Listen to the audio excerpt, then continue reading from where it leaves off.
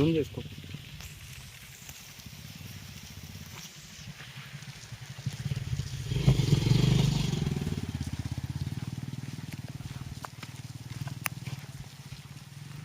ఆ బడి చూపిర్రది బేగంపేట్ పబ్లిక్ స్కూలా లేకపోతే పెద్ద ప్యాలెస్ ఇది? రేవంత్ రెడ్డి ఒకసారి చూడు నాయన, విద్యాశాఖ మంత్రి ముఖ్యమంత్రి ఒక అర్ర ఇది ఉన్నది. వాన పడుతుంది ఇప్పుడు ఇక్కడ. యాడికి పోవాలి? మీ అధికారులు వచ్చి ఇల్లు కాల్ చేయమని చెప్తున్నట. యాడికి పోవాలి ఇప్పుడు? సర్పంచ్ ఎడికి పోవాలి? ఇలా కుటుంబం ఎక్కడికి పోవాలి? పిల్లలు ఎక్కడికి పోవాలి? ఈ వానలు నడుచుకుంటే ఎక్కడికి పోవాలి చెప్పు? ఇది ఖాళీ చేయాలంటే పోనీ బడి నడుస్తుందంటే బడి కూడా నడుస్తలేదు.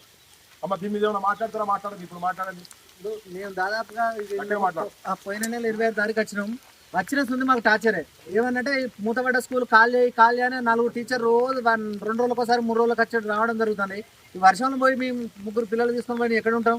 మరి మాకు ఇల్లును ఆ పాత బకాయిలు ఇవ్వండి, ఖచ్చితంగా కాల్ చేస్తాం. మాకు వచ్చే 10 లక్షల బిల్లు ఉందో మాకు ఇవ్వండి, వెంటనే నేను కాల్ చేస్తాను. ఎందుకంటే ఈ ఆదేశాలు తెలియదా? ఎంపీడీఓకి తెలియదా? వీళ్ళందరూ తెలియదా?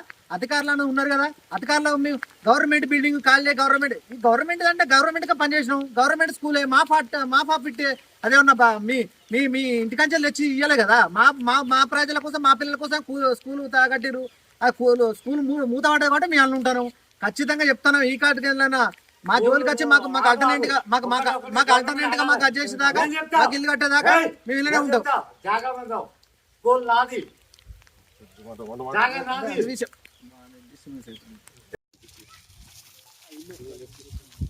ఇదే కదమ్మా ఇల్లు? ఈ కూలిన ఇల్లు అంటే అయితే బంగ్లా అనుకోగల చూసుకోవాలి. అబ్బా బంగ్లా కాదు, ఇదే కదా మొన్న మనం మాట్లాడింది. ఇదే కదా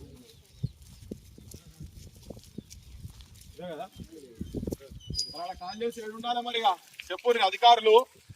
బాగా మీకు బాగా జోష్ ఉన్నది, వీళ్ళని ఇల్లు కాల్ చెప్పాలని బాగా జోష్ ఉన్నది. మరి ఎవరు చెప్తున్నారో మీరు మరి యాడికెళ్ళి మీకు ఆర్డర్స్ వచ్చినో తెలియదు కానీ ఇగో ఇది ఇల్లు కనబడుతుంది ఏమన్నా? ఆ రూమ్కి వెళ్ళి తీసేస్తాం. మరి వీళ్ళు యాడు ఉండాలి?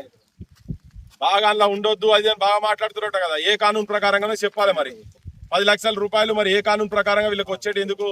ఇప్పటిదాకా బిల్లు ఎందుకు శాంక్షన్ అయితే లేవో చెప్పాలి. మరి ఇప్పుడు యాడు ఉంటున్నావు కదా చూపిద్దాం. అసలు బంద్ అయిన పడి ఇదే కదా ఇప్పుడు మొన్న